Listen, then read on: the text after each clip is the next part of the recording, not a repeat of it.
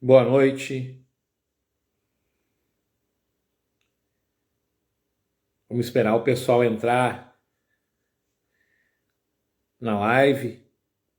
Estamos falando sobre a Bíblia hoje, como ela foi confeccionada.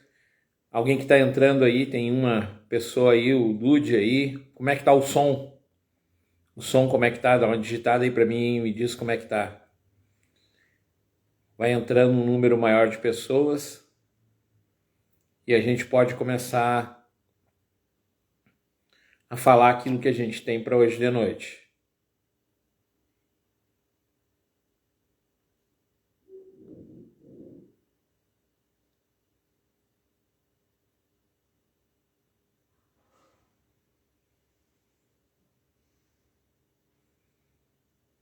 Está bom o áudio? Que legal, que legal. Vamos começar, querido, fazendo uma oração, pedindo para que o Senhor esteja conosco nesse momento, nesse período, máximo 30, 40 minutos que vamos estar falando. E nós queremos criar o hábito de fazer esse trabalho toda segunda-feira e estarmos falando da palavra de Deus e de assuntos que dizem respeito ao ministério, aquilo que nós estamos vivendo como igreja, aquilo que nós estamos vivendo como comunidade. Pai, nós queremos te agradecer porque tu és um Deus bom conosco.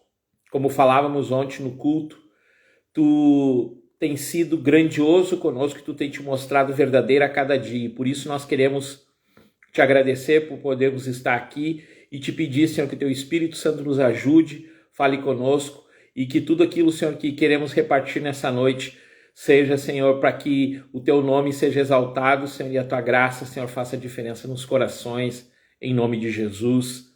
Amém e amém. Nosso tema hoje, queridos, é como a Bíblia foi feita, ou como ela foi confeccionada, ou como ela foi chegou até nós, como nós temos hoje. Por que dessa live?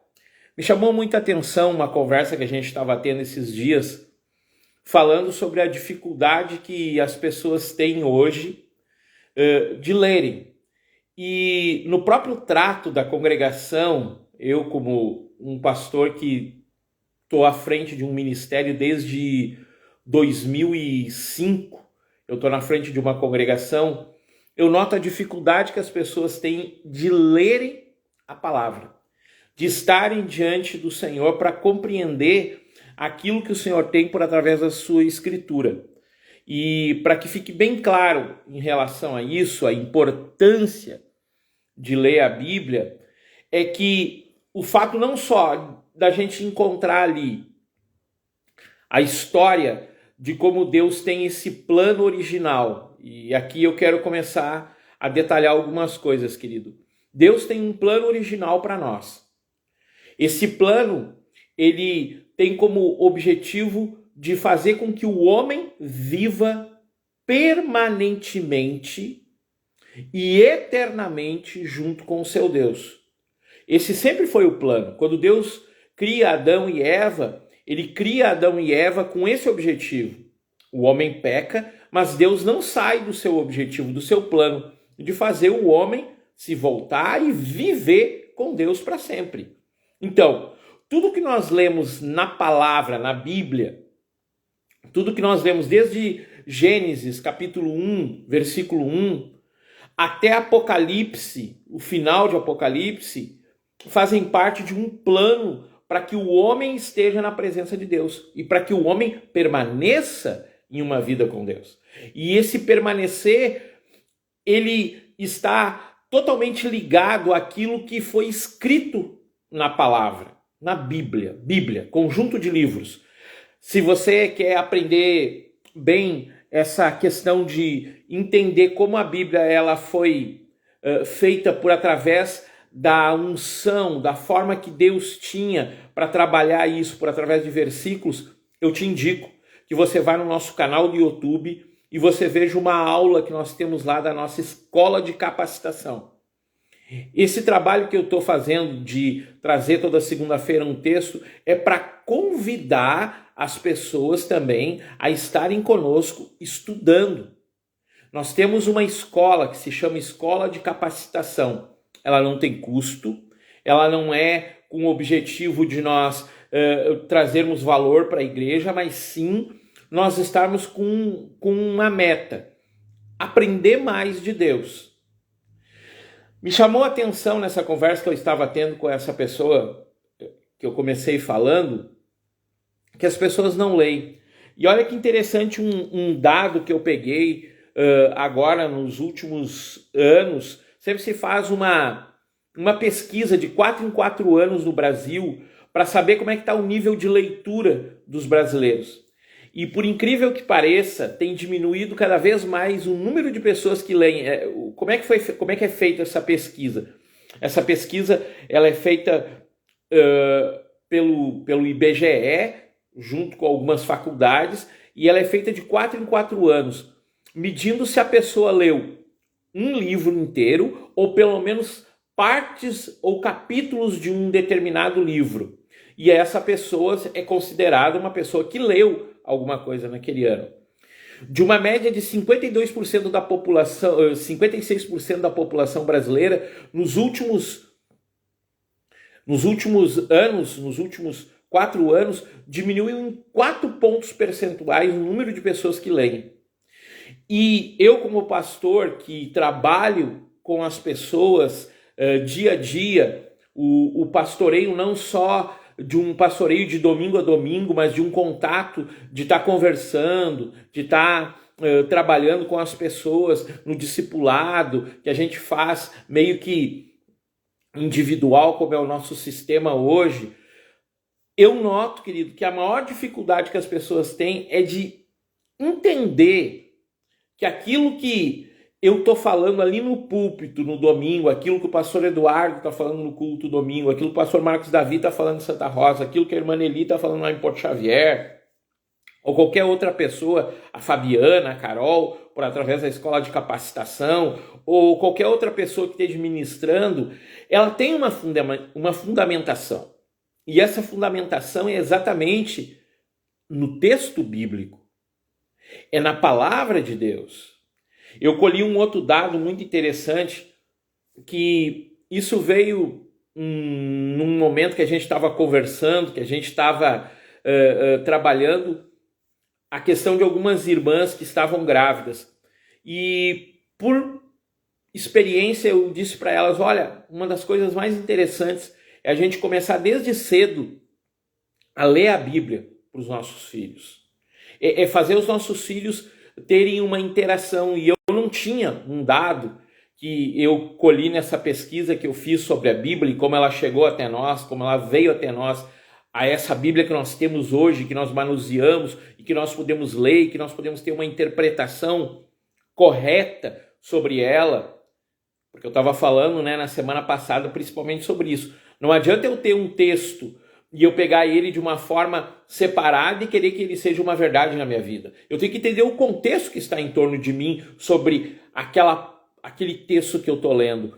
E em relação à minha vida também vai entrar isso. Eu não posso querer em um minuto que a minha vida seja transformada se o contexto em torno de mim está virado num caos.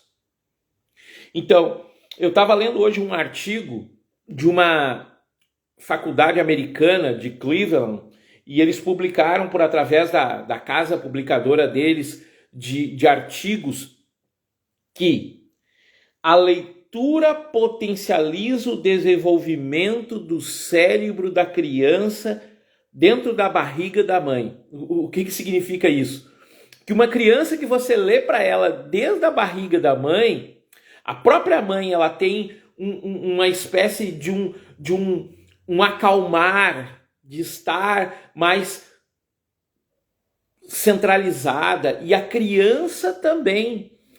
Inclusive, essa pesquisa desses americanos diz que a criança a qual os pais leem desde cedo, ela tem um desenvolvimento maior do cérebro e também da linguagem, da expressão dela. Eu estava aqui no Instagram essa semana e aí um rapaz que é nosso conhecido, ele tirou uma foto do filho recém-nascido dele, e aí eu mandei uma mensagem para ele, cara, Legal se tu começasse a ler a Bíblia para o teu filho, isso vai causar nele um sentimento maior de amor do pai para com o filho. Gente, é uma questão espiritual. Ler a Bíblia não é só uma questão de intelecto, não é só uma questão pedagógica, mas é uma questão extremamente espiritual. Nessa aula que a Fabiana, que dá essa aula, que está no nosso YouTube sobre a aula na nossa escola de capacitação, ela fala que a Bíblia, e claro, todo mundo tem essa ideia e a gente já ouviu falar muitas vezes sobre isso, a Bíblia, ela é a própria palavra de Deus, inspirada por Deus, e é a forma que Deus usou para direcionar e capacitar o ser humano para ele desenvolver nesse período ao qual nós estamos, do tempo do fim, que assim a gente compreende, lá pelo texto de Mateus 21, pelo texto de Mateus 24, que nós estamos em um período que vai haver muito choque entre as pessoas. E tá aí como nós vemos no mundo que nós estamos vivendo, de tanta polarização, de tanta gente. Eu falava na semana passada também, né, sobre um mundo, uma enxurrada de informação, e um pensa isso e um pensa aquilo. Há uma forma da gente dar uma parada e dar uma pensada e resolver viver a nossa vida de uma forma melhor. Palavra de Deus. Quero mostrar aqui para vocês um livro. Esse livro, Atos, o Evangelho do Espírito Santo, de um autor latino-americano chamado Justo Gonzalez. E uma das coisas mais tremendas que esse livro fala, aqui num dos primeiros capítulos, é que o livro de Atos dos Apóstolos não deveria se chamar Atos dos Apóstolos, mas sim Atos do Espírito Santo de Deus. E por que eu estou falando isso no início dessa minha fala sobre a Bíblia? Porque, queridos, eu entendo, ou nós entendemos, e através desse livro a gente compreende melhor ainda, que o próprio Espírito Santo de Deus trabalha de uma forma na vida de cada um daqueles que se permitem deixar o Espírito Santo de Deus trabalhar, para que todas as coisas que aconteçam conosco sejam de uma forma com que nós tenhamos uma espécie de ganho em cima daquilo. Olha aqui que interessante o que ele fala nesse livro, no capítulo, deixa eu só dar uma olhada, é na introdução, na página 33 desse livro, ele diz assim: a revelação do Pai no Antigo Testamento, depois o Filho através do Evangelho e, por fim, do Espírito Santo na Igreja, que depois da ascensão de Jesus é especial, com um derramamento para um tempo de mudança total. Então, é o próprio Espírito que hoje, quando nós lemos um texto bíblico, ele vai e trabalha no nosso coração. Todos nós sabemos de cor um texto bíblico do Evangelho de João, capítulo 3, versículo 16. Vamos fazer que nem escola. Eu gostaria que você pegasse esse texto e decorasse esse texto. Esse texto é a essência do plano de Deus para a nossa vida. E ele diz assim, ó: porque Deus amou o mundo de tal maneira que deu seu Filho unigênito para que todo aquele que nele crê não pereça, mas tenha a vida eterna. Gente, esse texto da Bíblia transforma a história de qualquer ser humano no mundo inteiro. Não importa qual seja a raiz dessa pessoa. E quando eu falo raiz, é da onde ela foi, da onde ela nasceu, da onde ela foi trabalhada, a cultura dela, a forma dela vivenciar. Esse texto é a essência da palavra de Deus, que diz que não importa quem nós sejamos, Deus nos ama e Ele quer nos fazer filhos amados dele. Então, o nosso objetivo, trazendo aqui, é incentivar você a ler a Bíblia. Durante o ano passado todo, nós trabalhamos o ano inteiro com um vídeo a cada dia, falando da Bíblia por através de cada capítulo que nós líamos dela, 2, 3 capítulos. Esse ano a gente não conseguiu fazer da mesma forma, mas para o ano que vem a gente tem algumas ideias para a gente continuar trabalhando a palavra e, é claro, por através desse canal aqui do Instagram e através do YouTube que a gente também passa esse vídeo, nós temos esse objetivo: incentivar você a ler. Incentivar você a ser uma pessoa, não pelo fato da gente acreditar ou querer que você seja um intelectual, uma pessoa que tem mais conhecimento só por causa da questão do intelecto, da mente. Não, queridos. Como eu te mostrei aqui nesse livro do Justo Gonzalez, é o próprio Espírito Santo que quer trabalhar na igreja como um todo.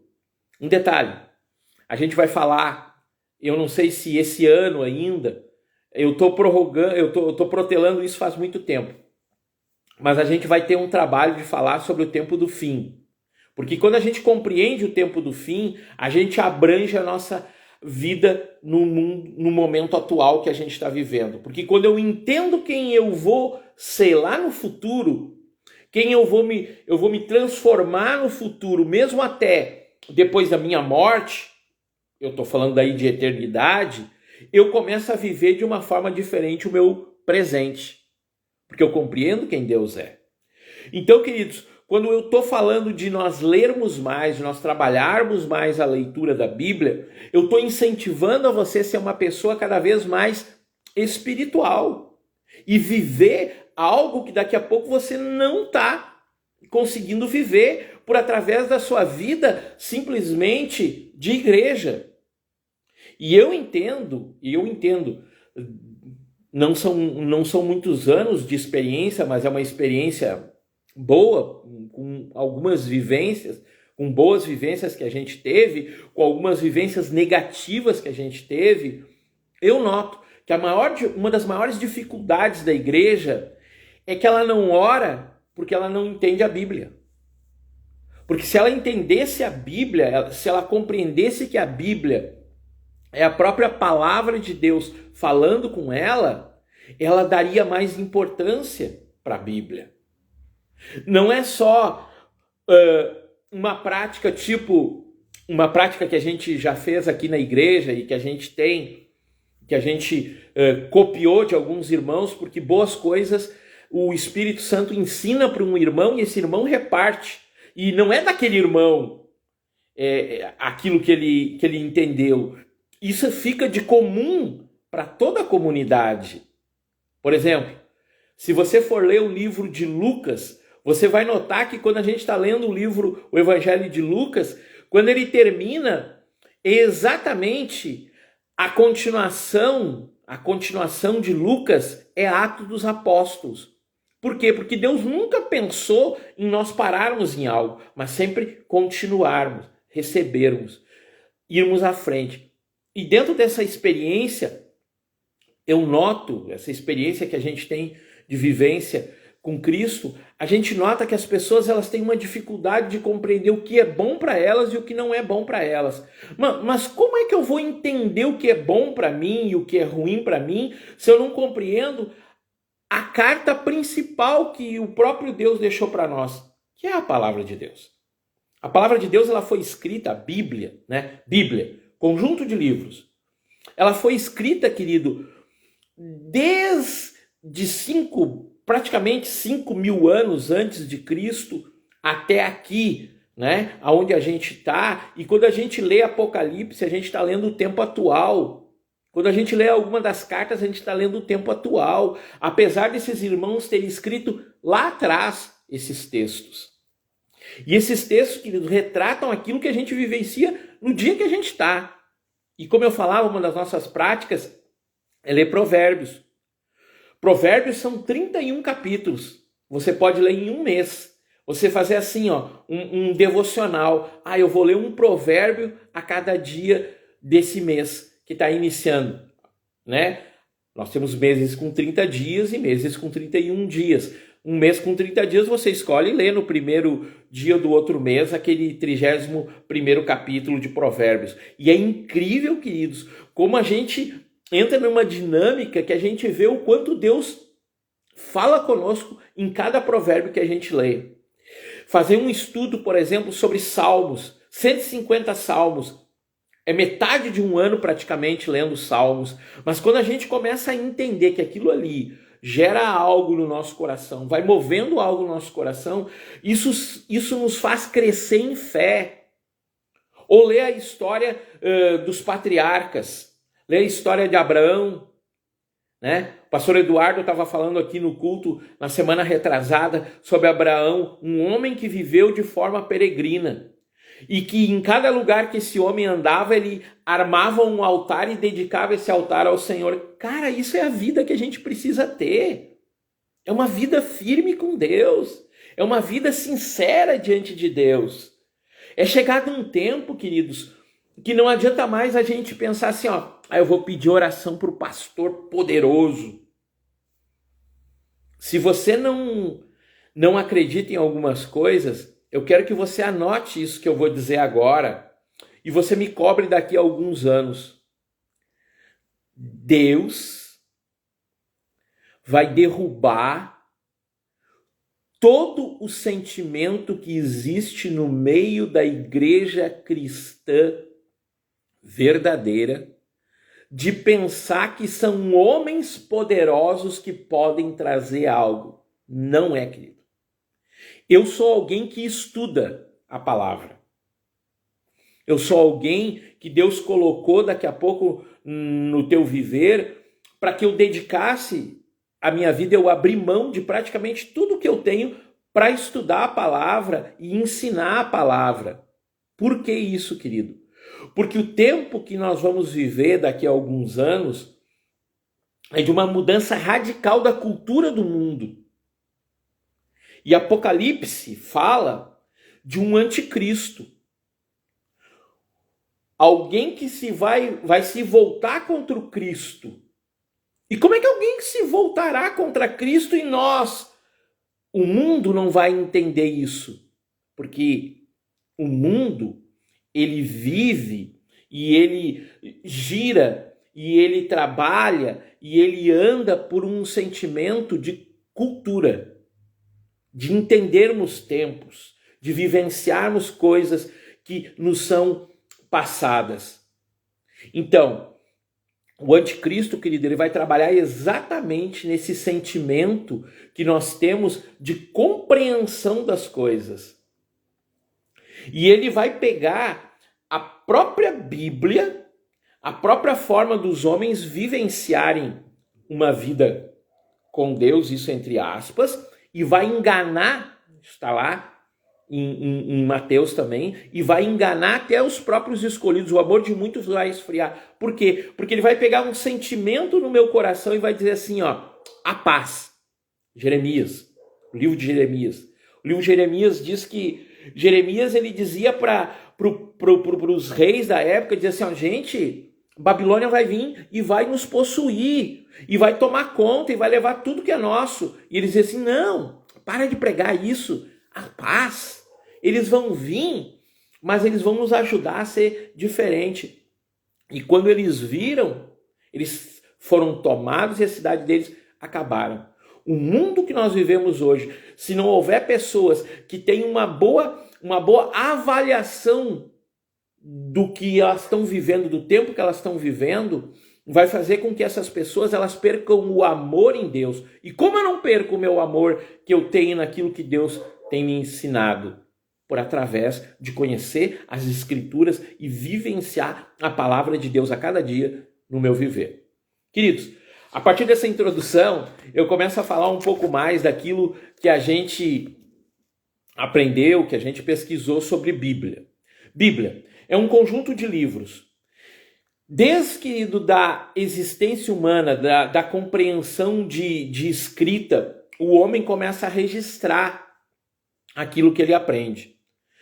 Há ensinamentos, queridos, que foram descobertos de povos antigos e Deus, de uma forma especial, ele foi inspirando homens para que eles escrevessem a história como ela estava acontecendo. E através da escrita dessa história, da forma como que ele escreveu, porque quando nós pegamos a Bíblia nós vemos que há relatos de histórias, há relatos de poemas, há relatos de cânticos, há relatos de parábolas, há relatos de ensinos oculares que foram vistos por homens e ali relatados, que a gente entende e visualiza como a própria palavra de Deus. Então, o povo judeu, ele sempre foi um povo muito zeloso. E quando eles começam a compreender que Deus estava falando por através de escrito de alguns homens, por exemplo, os 5 primeiros livros da Bíblia. Quem é que escreveu aqueles primeiros 5 livros da Bíblia? Moisés. Há alguns teólogos que falam do relato dele ter recebido, por exemplo, Gênesis e o início da criação, porque se nós formos visualizar a questão das genealogias, isso é o quê? Ficou escrito, foi fulano, que era filho de fulano, papapá, a história de Abraão. Abraão foi assim que aconteceu com ele, pá. Mas Gênesis, do início, a gente vê algo fantástico. Deus criando todas as coisas e como Deus criou. Ali foi Moisés. Moisés teve uma compreensão de Deus e ele escreveu esse relato dizendo como Deus tinha feito todas as coisas. Mas para a gente compreender melhor, a gente observa, querido, que esse todo da Bíblia hebraica foi pego em um determinado tempo por alguns homens e eles começaram a transcrever, porque, vamos entender, né? Se você vê essa aula da FAB, você vai entender melhor isso que eu estou falando. Não existia papel. Esse papel que a gente escreve hoje, isso é algo moderno. Se escrevia em papiros, se escrevia em couro, se escrevia em pedra. Mas para passar de um tempo para o outro, a impressão só vai acontecer lá muito adiante, em 1000 e pouco, quase no século 14, 15, vai haver a impressão. Então, o que acontecia? Havia a transcrição de chamados que a gente lê ali, que a gente não entende, lá em Neemias e Esdras, por exemplo, o que é escriba? Escriba era um tipo de pessoa ou uma tarefa de algumas pessoas que transcreviam. Gênesis, né? Pegou lá Gênesis, aí estava escrito em um papiro, estava escrito em uma forma determinada lá.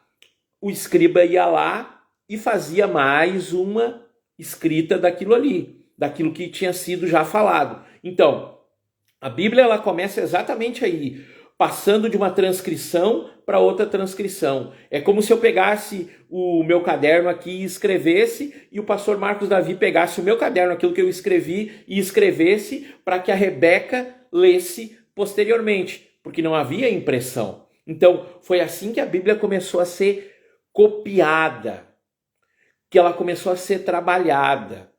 Mas nós cremos, querido, como eu li ali nesse livro do Justo Gonzalez, que o próprio Deus trabalhou para que o homem tivesse essa coisa tão poderosa que é a palavra de Deus, que vai ser a arma que nós vamos ter para o tempo do fim. É a própria palavra. É a palavra que vai nos ensinar e nós vamos ver, isso aqui não é Deus trabalhando no coração do homem. É o sentimento do anticristo querendo enganar, porque todos os relatos estão ali. Como vai acontecer? As coisas que vão acontecer. Apocalipse. A gente fala Apocalipse, mas o que significa a palavra Apocalipse? Revelação. João teve uma revelação do tempo do fim, que vai falar que vai haver um tempo de tribulação sobre a terra. Nesse tempo de tribulação vão acontecer determinadas coisas. E quando acontecer o toque da última trombeta, Cristo Jesus vai vir e vai buscar a igreja dele. E aí depois vai haver o milênio, tantas coisas que a gente lê lá em Apocalipse. Mas é estudando a Bíblia. Mas voltando lá atrás, querido, eu estava fazendo uma pesquisa e é interessante a gente compreender que a Bíblia, quando ela começou a ser escrita, ela não tinha essa divisão que a gente observa hoje pegando a nossa Bíblia. Pegando aqui a minha Bíblia, por exemplo, essa aqui, há várias traduções e há várias versões da Bíblia.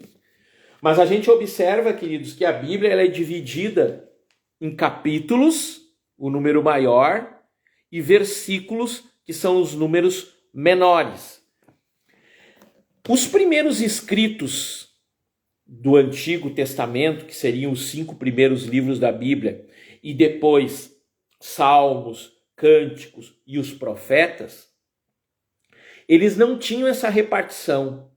Então, quando você fosse ler Gênesis, por exemplo, você leria esse livro de uma forma completa, sem divisão de capítulo. Não havia isso. E depois, o Novo Testamento, quando ele começou a ser escrito, que ele começou a trabalhar essa questão, porque a gente tem que compreender isso também, né, queridos? O primeiro livro, por exemplo, do Novo Testamento, que foi escrito, foi Tiago. Não foram os 4 evangelhos. Porque os 4 evangelhos eles vão datar posteriormente, que os 4 evangelistas, eles veem a necessidade de relatar aquilo que eles viram. E aí eles começam a escrever. Então, Tiago é o primeiro livro a ser escrito do Novo Testamento. Não havia divisão. Então, quando tu lia tudo uma coisa só. Era como se fosse um livro, fossem vários livros, né? Gênesis, Êxodo, repartidos dessa forma. Mas era uma leitura corrida. Não era uma leitura que como a gente lê hoje, por exemplo, né? A gente fez o culto ontem. E aí eu usei um texto lá primeira carta de Pedro, capítulo 1, versículo 22. Se eu disser isso para você, você corre lá e acha. Antigamente, no tempo que foi escrito esses livros, não era assim. Eles eram todos corridos. E mais um detalhe, não eram só esses livros. E aqui vem uma pergunta que algumas pessoas fazem, né? Ô pastor, por que a Bíblia Católica tem mais livros que a Bíblia Evangélica? Porque a Bíblia Evangélica tem 66 e a Bíblia Católica tem mais alguns livros aqui, deixa eu ver, 1, 2, 3, 4, 5, 6, 7, 8, 9, 10, mais 11, ou 10 ou 11 livros diferentes. Aí a gente vai entender uma coisa agora. Homens estudiosos, mais ou menos, lá no ano 367 depois de Cristo, eles pegaram esses livros e começaram a fazer uma espécie assim de seleção. Quais os livros os povos usariam para que nós pudéssemos ler algo que vinha da parte de Deus? Por isso que eu li o texto ali de Justo Gonzalez, esse livro que fala de Atos. Por quê? Porque eu creio que o próprio Deus inspirou e colocou na mente desses homens a compreensão que haveria uma necessidade, porque cada vez mais o homem estava aprendendo, compreendendo a linguagem, a forma de trabalhar, a sua cultura. E dessa forma, Deus permitiu que esses homens eles fizessem uma triagem. Como é que era feita essa triagem? Como é que a Bíblia foi feita então? Porque poderia ser qualquer livro. Não, mas tinha que ter um detalhezinho. Ó. Os livros do Antigo Testamento, eles tinham que ser um testemunho público.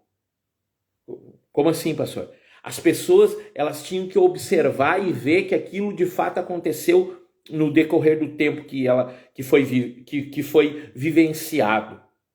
Óbvio, né, que Gênesis e a história do próprio Moisés contando a criação, a Gênesis de Deus e toda a questão até um tempo adiante, é uma inspiração extremamente divina que se observa a forma como Deus trabalhou. E vamos deixar bem claro, né? O Moisésão lá, o Moisés, quando ele vai lá receber as tábuas, né? Tábuas da lei, pedra na verdade, né? O próprio Deus falou com ele e o povo visualizou, então, uma testemunha viva de que Deus falou com ele. Entende isso? A nuvem que o povo andava e a nuvem seguia eles, era um testemunho deles. Outro detalhe, tinha que ser um sentimento de autoridade, que era uma verdade aquilo que estava sendo falado. Vamos pegar, por exemplo, então, e vamos abrir aqui no livro de Gênesis, e aqui eu estou usando uma Bíblia King James, que ela foi traduzida da forma como ela era escrita, porque a Bíblia ela foi escrita em algumas línguas, né? Ela foi escrita em aramaico, a língua dos antigos judeus, e o Novo Testamento em grego, porque daí os judeus não usavam mais a língua pátria deles, porque eles tinham vivido um tempo longe, e quando eles voltam, daí o povo já está dominado por Roma, e eles começam a usar mais essa leitura, essa forma de falar. Então o grego, o Novo Testamento todo foi escrito assim, mas o Velho Testamento ele foi escrito de outra forma. E aí, queridos, você pega, por exemplo, assim, aleatoriamente aqui, sem buscar nada aqui, capítulo 24 de Gênesis. Abrão era velho e bem avançado em idade, e o Senhor havia abençoado Abrão em todas as coisas. E Abrão disse ao servo mais velho de sua casa, que governava sobre o que ele tinha: rogo-te que ponha a tua mão debaixo da minha coxa, e blá blá blá. E aí ele vai fazer um voto aqui, uma aliança. Um relato. Então, se sabia que Abraão tinha vivido, então, um testemunho público de autoridade, que era a verdade. E mais um detalhe que se fazia e que se pegava para ser uma forma de entender que aquele texto era um texto que era para ser colocado em uma Bíblia, um conjunto de livros.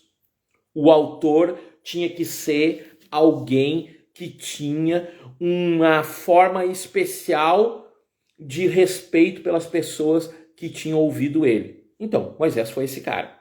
Jeremias foi esse cara. E por que eu estou falando tanto de Jeremias?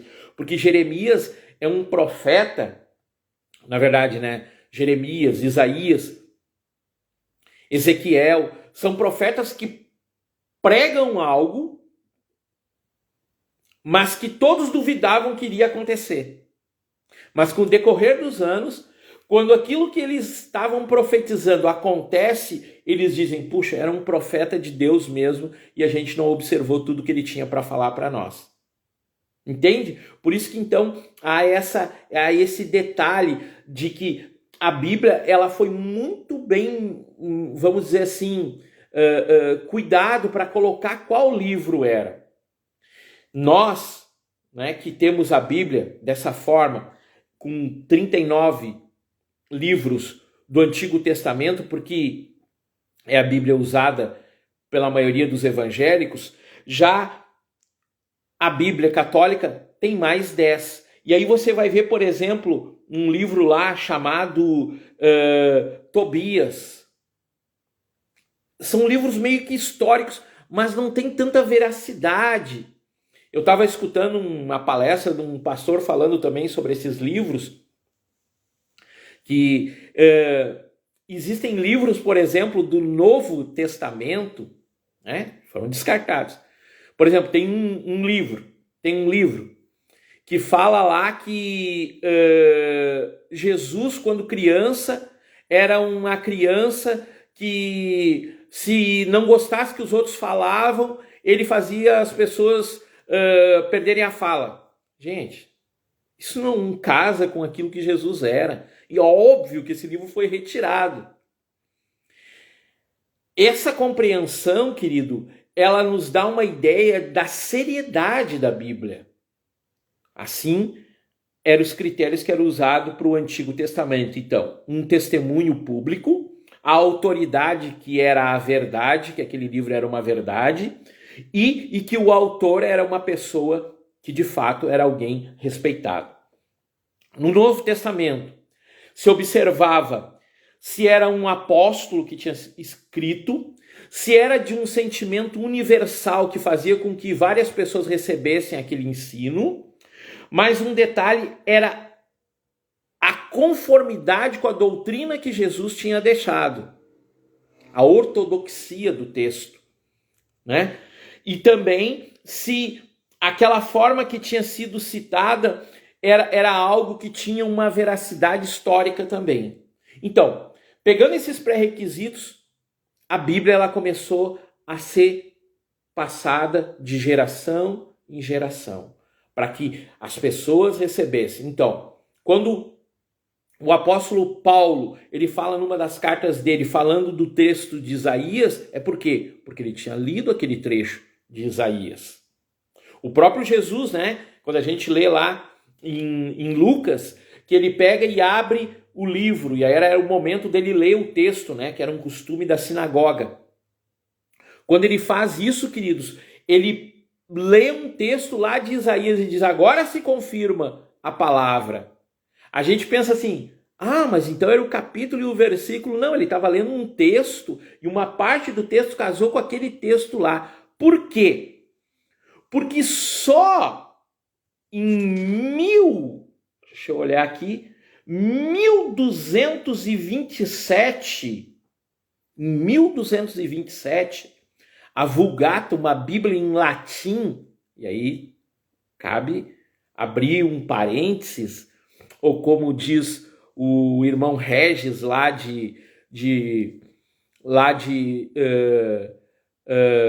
Santa Catarina, abrir agora uma aspas, todo esse pensamento que nós temos de Bíblia, nós temos que entender que ele nasce a partir dos concílios que foram feitos da igreja. Isso é história da igreja, gente. Eu não quero complicar para você entender. Mas para a gente entender, houveram momentos em que a igreja ela se reuniu para decidir algumas coisas. Primeira vez, Atos dos Apóstolos, capítulo 2, que os discípulos estão lá, o Espírito Santo vem e faz eles saírem pelo mundo afora. Mas a igreja continuou. E ela teve pessoas que começaram a trabalhar. E se você não sabe, a principal mudança que houve foi que o Estado como um todo lá, Roma e aquela região, eles colocam como se a vida cristã ou o cristianismo, que era perseguido e agora não é mais, se tornasse a religião do próprio país. Então eu creio que o Espírito Santo trabalhando para que a Bíblia ela fosse difundida, ali eles já usavam a própria palavra. Mas só que ela começa a ter, a Bíblia ela começa a ser escrita em uma língua que só os eruditos compreendiam. E aí a gente vai ver a mudança, isso é história, né, da humanidade. Lá em 1500 e pouco, que Lutero toma uma atitude e diz assim, não, a Bíblia tem que ser para todos. E ele traduz do latim, que era a língua dos papas, dos padres, das pessoas mais eruditas, ele traduz ela para o alemão, é a primeira tradução que tem. E depois, posteriormente, ela vai ser traduzida em outras línguas. Mas não tinha essa divisão, porque só em 1227, com um cara chamado Stephen Longton, a Vulgata, ela é dividida primeiro em capítulos. E depois só lá em 1551, por um cara chamado Stephanus, que era um impressor parisiense, show de bola isso, né? Ele divide ela em versículos. Então, para a gente compreender, essa Bíblia que a gente pega, que a gente tem que amar, que a gente tem que querer, que a gente tem que comer ela, que a gente tem que ler todos os dias da nossa vida. Que os nossos filhos, nós temos que começar já a ler no ventre da mãe deles, nós já temos que começar a ler a palavra, para que a geração do tempo do fim, ela não seja enganada por uma doutrina falsa. Queridos, eu oro para que o Espírito Santo toque aqueles que são mais novos e quando eles tenham seus filhos, eles queiram ler a palavra para os seus filhos. E aqueles que são mais velhos, eles queiram ter no coração deles a vontade de ler essa palavra, de vivenciar essa palavra, de fazer com que essa palavra seja algo mantido no coração deles. Gente, foi com ferro, foi com morte, foi com sangue não só da cruz do Calvário, mas sangue de homens e mulheres que vivenciaram para trazer até onde nós estamos. Missões, querido, de pessoas que se dedicaram a ir para outros países, aprender outras línguas, para traduzir em outras línguas a palavra de Deus. Então, quando eu e você pegamos e recebemos um dado histórico, que eu tô falando para você, é pequeno, perto da grandiosidade que Deus nos dá a cada dia de nós podermos ter a palavra no nosso peito. Nós pegarmos os nossos filhos e ensinarmos. Mas como um pai pode ensinar uma coisa para um filho que ele não conhece? A maioria das pessoas diz assim, que estranho, parece que meu filho não quer continuar aquilo que eu aprendi. É porque a gente não ensina a Bíblia. A gente ensina uma coisa chamada doutrina. E doutrina não transforma o coração de ninguém. Nome de igreja não transforma o coração de ninguém. Pensamento religioso não transforma a vida de ninguém. O que transforma a vida de uma pessoa é ensinar para ela princípios. E princípios só são fundamentados de uma forma forte e verdadeira quando eles têm um fundo, um contexto geral sobre a vida deles. Se você ensinar para o seu filho assim, filho, você não deve roubar. Mas por quê, pai? Porque, meu filho, olha aqui a história de um homem chamado Jacó. Ele viveu sofrendo muitos anos e ele foi enganado porque um dia ele roubou a primogenitura do irmão dele.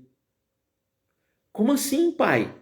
Filho, ele roubou o que era do irmão e a vida dele foi uma vida difícil. Gente, vocês conseguem...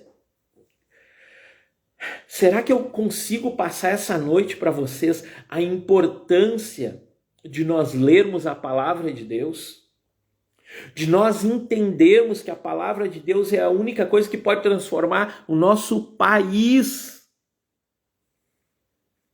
que pode transformar as nações. Sabe, queridos,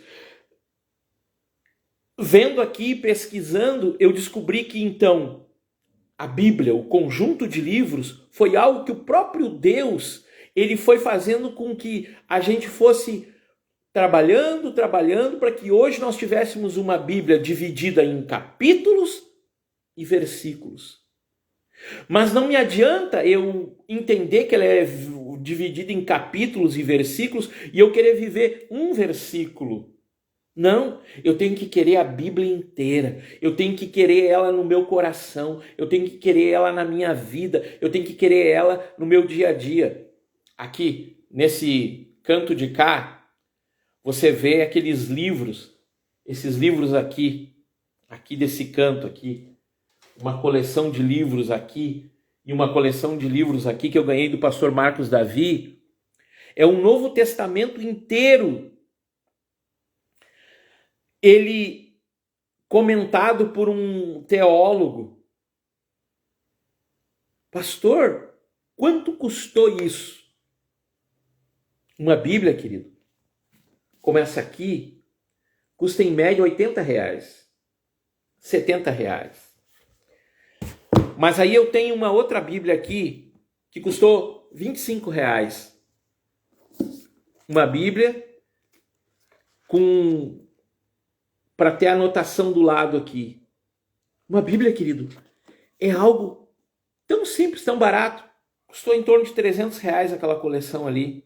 O que eu tenho de livro aqui atrás, querido, é um valor...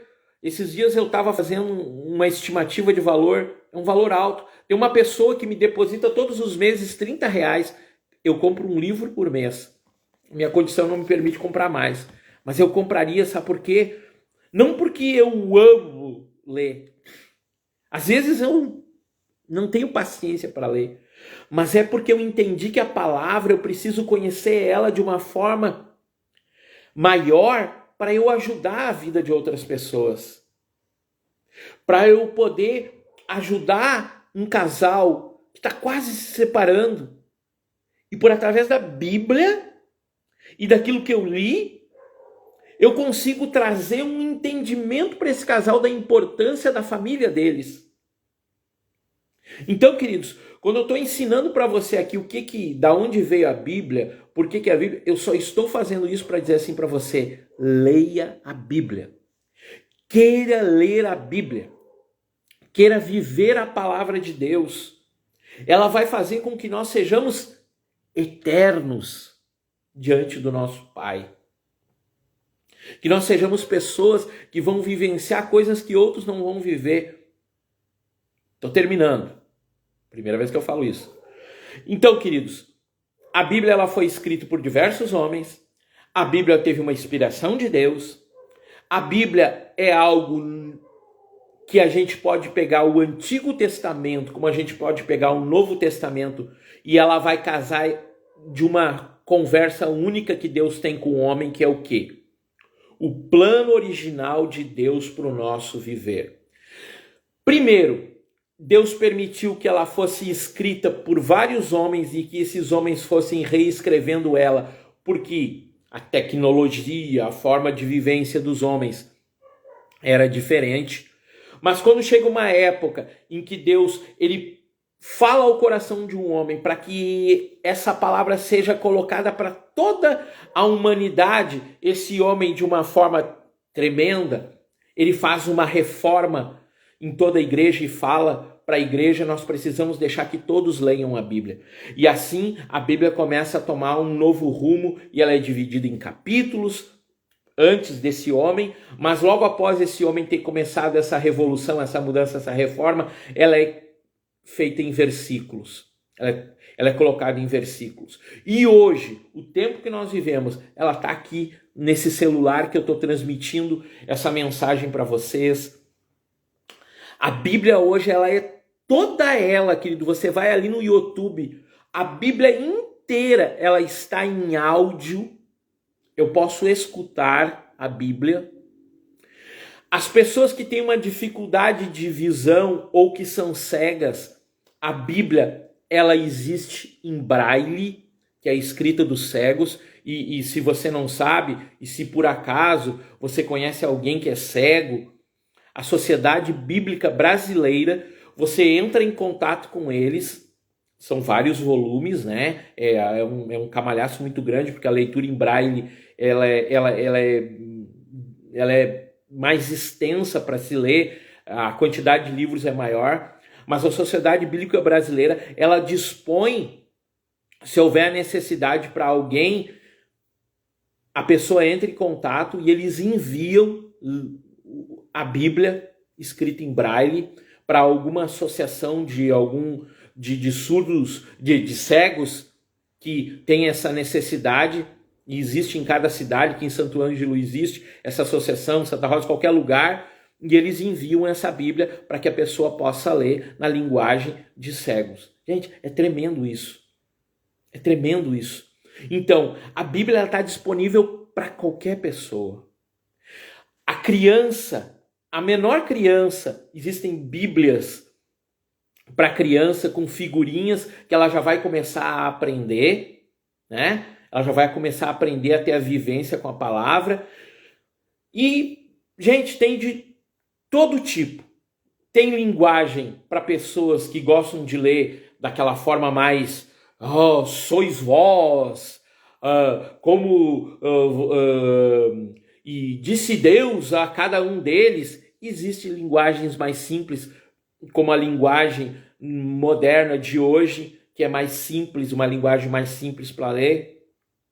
Então, queridos, há de todos os tipos e variados Bíblias para nós utilizarmos. Há livros de comentários bíblicos falando de cada texto da palavra. Há todo tipo, querido.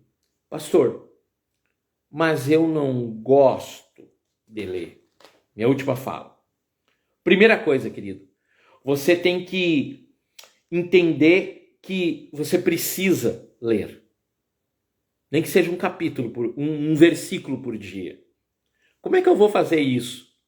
Queridos, a palavra de Deus, o Espírito Santo do Senhor, ele nos ajuda quando nós vamos diante dele e pedimos.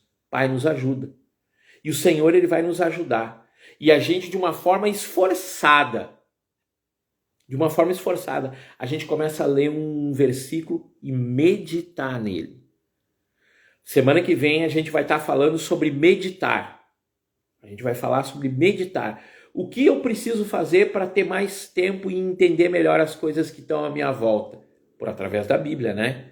Porque esse é o nosso objetivo. Falar de palavra de Deus aqui, falar de Bíblia. E aí, queridos, eu digo, Senhor, me dá, Senhor, condições de eu ler. Então, primeira coisa que eu vou fazer, eu vou pegar eu vou pegar um livro da Bíblia e vou dizer, Deus, eu vou ler esse capítulo, não importa o tempo que vai demorar para mim ler. Quando eu começar a ler aquele capítulo, outra coisa que eu vou fazer, não é pecado riscar a Bíblia. Ali a minha Bíblia, ó. É cheia de setas, de riscos, de coisas escritas. Ó, aqui. Ali, ó. A letra do pastor não é muito bonita, mas ó, tem coisinha vermelha, coisinha laranja. Por quê? Porque ali eu vou começar a destacar coisas importantes. E aí eu vou começar a querer entender, eu vou começar a estudar aquilo. Ai, pastor, mas eu não consigo. Aí é que vem agora o final que eu quero falar aqui para os irmãos. Amados, eu quero lançar nessa noite, logo após eu terminar essa fala aqui, a gente vai colocar no YouTube também, eu vou colocar lá no grupo da igreja um convite para os irmãos, para nós fazermos um clube de leitura. Como assim, pastor? Sim, nós como igreja, nós vamos começar a crescer nesse entendimento, na importância da gente ler e estudar junto. Aqueles irmãos que querem entrar conosco nessa parceria, nós vamos estudar junto, livros, nós vamos estudar a Bíblia, nós vamos estar juntos ali e estar trabalhando. Exatamente, o Gilcinho está falando uma coisa. Às vezes a gente tem uma dificuldade porque a gente vai ler a Bíblia e não entende aquilo que está se falando ali, porque são palavras muito difíceis, que não são do nosso cotidiano. Existem Bíblias que têm uma linguagem mais fácil, que são NHL, que é o quê? Que é a Bíblia na linguagem de hoje, que daí fica mais fácil. Mas também, dentro desse clube, a pastora Márcia está falando ali, um clube de leitura. Isso nós vamos fazer também. E aí o que a gente vai fazer? A gente vai ter um grupo, não é mais um grupo do WhatsApp. Eu não quero mais um grupo do WhatsApp, que fico lá mandando borboletinha de manhã, não é isso que eu quero. Eu quero um grupo que a gente pare, que a gente se reúna daqui a pouco no Zoom, em algum lugar, e a gente pegue assim, ó, vamos ler aqui o livro aquele que o pastor estava falando, Atos do Justo Gonzalez. Aí a gente pega esse livro, todo mundo lê. A gente vai ter que gastar, né, querido? Vamos lá, né? Aí a gente lê e aí a gente... o que a gente compreendeu? Como a gente fez, por exemplo, no nosso último seminário, que a gente usou um livro do Andrew Murray sobre leitura, sobre oração. A gente pegou aquele livro, leu ele todo e aí repartiu ele em capítulos e viu o que estava escrito. Assim a gente quer fazer com a palavra de Deus também, ou com um livro, um clube de leitura. Para que isso, querido? Para que a gente possa compreender. E aí é a última fala minha. Eu falei para vocês, querido, se daqui a pouco você chegou agora, lá atrás eu falei que Deus ele vai usar o tempo do fim e as pessoas que conseguirem discernir esse tempo, e esse tempo ele é discernido por através do quê? Da palavra de Deus. Os que tiverem essa compreensão, tiverem esse entendimento, eles vão conseguir entender quando o anticristo chegar, quando as coisas vão acontecer. é pela palavra de Deus. Então é nisso que nós temos que trabalhar. A irmã está falando ali, a linguagem de hoje é top. É uma Bíblia boa. Minha preferência, né? Minha preferência, se você quer saber a melhor tradução, a mais perto do original, segundo a maioria dos teólogos, é essa aqui, ó. Bíblia do século 21. Essa Bíblia aqui é a mais perto da tradução que os teólogos dizem que dos originais. Essa seria a mais perto. Mas agora a Márcia tá aí na live, sabe, né? Eu tenho Bíblia de tudo que é tipo, gente. Eu tenho na linguagem de hoje, eu tenho da King James. Essa King James é 1656, foi um rei que mandou traduzir uma Bíblia para ele, para o povo dele, em inglês. E essa Bíblia, ela é muito usada. Dizem que ela é muito boa. Eu usava ela, mas hoje eu uso essa da linguagem 21. Eu tenho uma NVI, que é da linguagem, da nova versão internacional. Então, queridos, Bíblia tem de tudo, mas nós temos que ler a palavra. E eu quero que você leia comigo. Quero orar por ti, quero te abençoar, quero pedir para você passar esse vídeo para mais pessoas, por através do Instagram. Daqui a pouco vai estar lá no YouTube, para um maior número de pessoas darem valor à palavra de Deus. Pai, eu quero abençoar cada um que esteve conosco até aqui, quero pedir que o teu amor, a tua graça, principalmente, Senhor, a tua unção venha sobre nós. E assim como o Gilcino estava falando ali, que venha algo especial e nós compreendamos a tua palavra.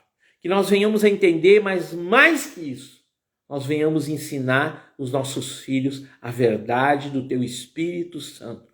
Porque quando chegar um tempo, Senhor, que a tua palavra fala ali em Mateus 21, que muitos vão ter o seu amor esfriado no coração por ti, Deus, nós vamos ter o nosso amor latente, porque nós vamos saber o tempo do fim. A tua palavra é a que faz a diferença para isso. Nós te pedimos a tua bênção, que a tua graça esteja sobre nós, em nome de Jesus.